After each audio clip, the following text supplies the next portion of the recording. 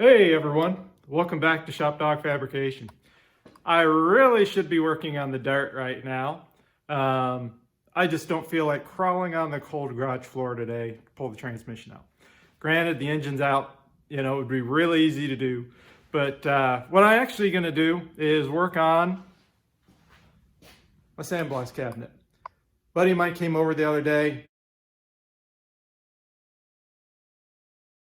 and said, used it for a couple hours trying to blast some parts. And, he was struggling, and, watching him struggle kind of sucked because, I've been struggling to use the, out of the box Harbor Freight cabinet, right? Now I've got it sealed up so it doesn't leak as bad, but, it's time for some upgrades. I've been putting it off, and then after watching him use it, I'm like, you know what? I really just need to make some upgrades to my sandblast cabinet. So I'm going to do 3 things today. I'm going to make this valve here. This is I bought a couple parts I've had lying around the shop, but basically this is going to go at the bottom of the sandblast cabinet. Instead of using that stupid siphon tube that goes down in there, that's supposed to pull up the sand through that siphon tube. Basically, all the sand I've noticed all packs to one side of the cabinet. And you always got to be shifting it over to kind of keep the sand flow going. So what this does is I'm going to mount this at the bottom of the sandblast cabinet, and then I'm going to connect my tube here to the bottom of it, drill a hole in the cabinet, over here, and then connect it and feed it through to the gun. So this will allow a continuous flow of sand, through the bottom of it, and then pull it up to the gun, through the tube and feed much better. So that's one thing. The second thing I want to do is I want to take and make this very easily removable, right? So I can replace the glass or, this is just plastic, right? But the little tape things that you put on to protect this, it's a pain in the butt to reach in there and try to stick them on when there's sand all over the place. So what I'm going to do is I'm going to remove this. I'm going to install some nut zerts. And then I'm going to put this back in place so it'll be much easier to service, those films when I want to replace them. The third thing I want to do is hopefully I have a big enough piece of aluminum or something, is the door here, right? So you notice, I kind of do a little close up, you see all these here, right? They're full of sand, and that's all full of sand. So what I want to do is I want to go ahead and put a piece of sheet metal, and I'll just self-tap some screws into that. So that way, when you're media blasting, all that stuff, when you open the door, it doesn't fall over the floor and make a mess. It's going to make a mess, but maybe I can not make as big a mess. So, and then the other thing I'm going to do is seal up the door here a little bit as well. So again, I'm going to kind of put a piece of sheet metal here, just to make sure that all those are plugged or, don't contain sand, and then reseal the door. So those are kind of the, 4 things I'm going to do if I reseal the door, to this cabinet. So let me go ahead and kind of get set up a little bit. Let me drain all the sand out of it. I'll walk you through what, this does, how I'm going to attach it to the bottom. I'll remove it and, show you, what a nut zert is if you've never used one. They're actually very inexpensive, and they're really nice to have. You'll find once you use it a few times, there's a lot of places you can use it in the shop. So I'm going to go ahead and I'll do that. And then, like I said, then we'll go on to the door, and then we'll kind of wrap it up. So hang tight. So I went ahead and assembled this permanently. So this is 1-inch galvanized pipe that I'm using. It was actually cheaper than black pipe, just FYI. So what I've got here is a flat flange, as you can see. All right. I've got a, piece of pipe to connect the two here. I think this is a 3-inch. And then I've got, this big T bracket or T piece, a plug on the bottom, another 1-inch piece. Now what this is this is an air bleed. You can use anything you want. This is an old gas valve I just had lying around. Basically you can adjust the amount of air that feeds in, based on what you're sandblasting. So you have some adjustment for this.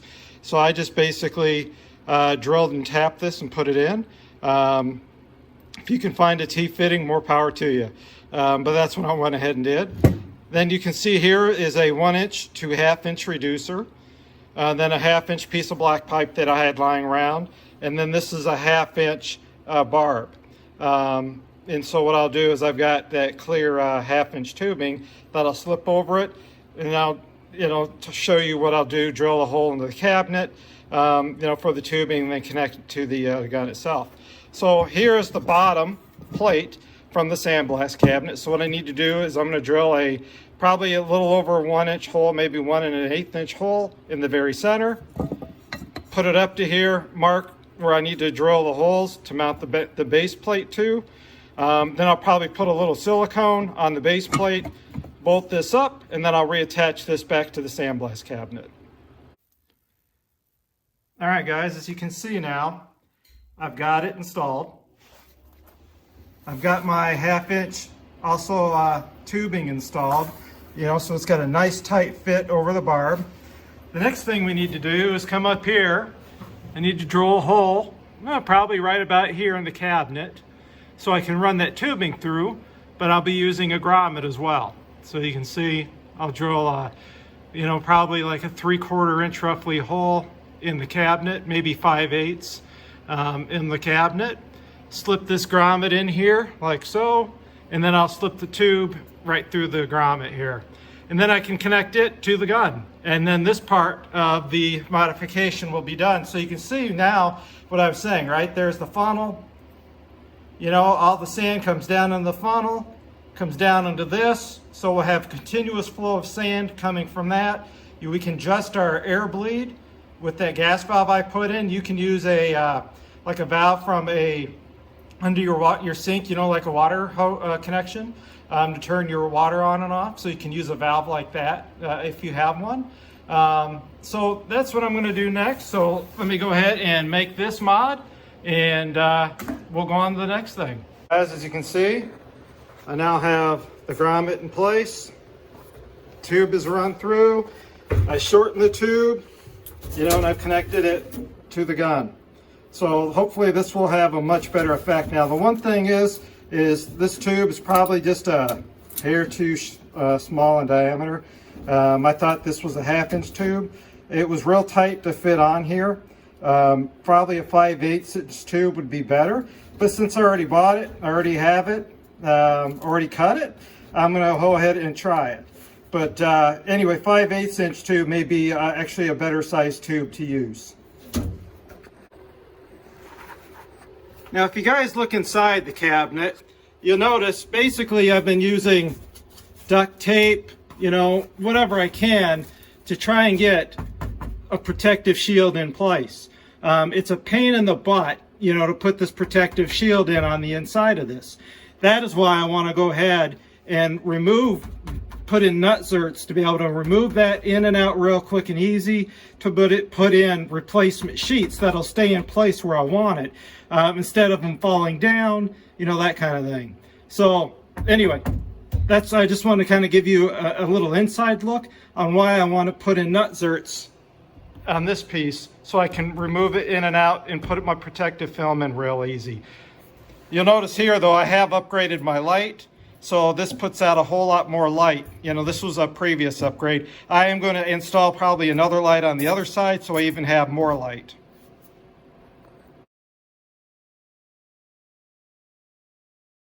So I've got my hole drilled out.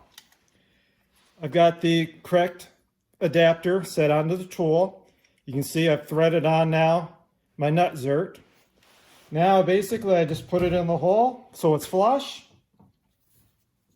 Give her a good squeeze.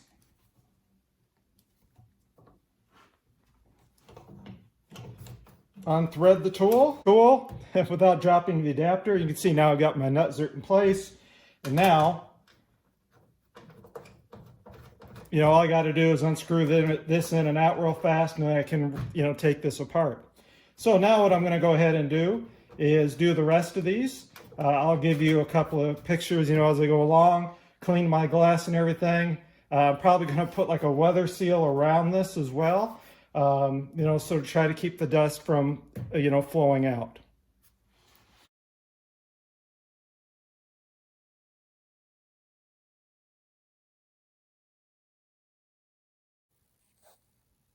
And there we go, guys. So now you can see I've got it all back together.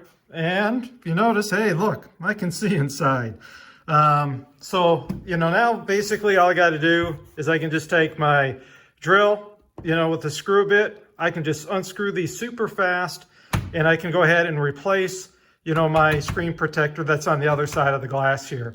Real quick and easy. It'll also make it easier to just clean this up in general instead of trying to do this from the inside, try to reach across. So, I don't have to try to hold a nut on the back side of this anymore.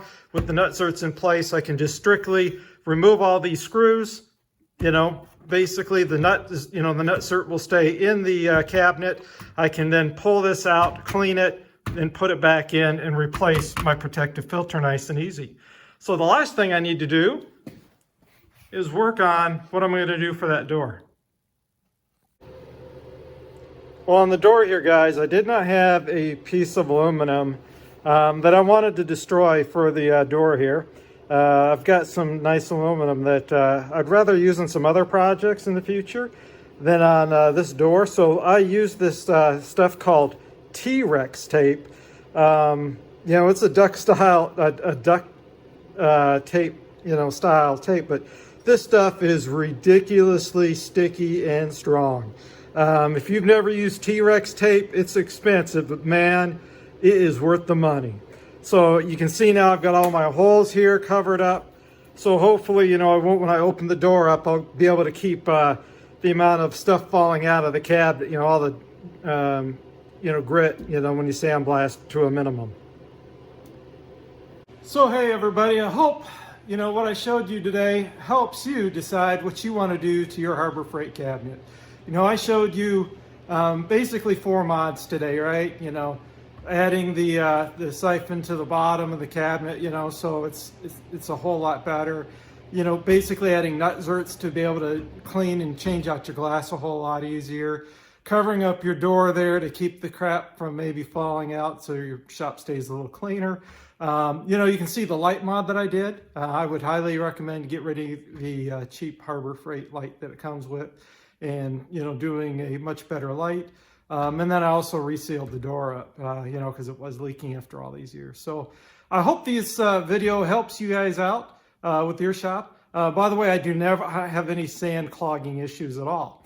I will show you in a tech tip video that I'll put out about how I cool my air down and keep the moisture out of the sand.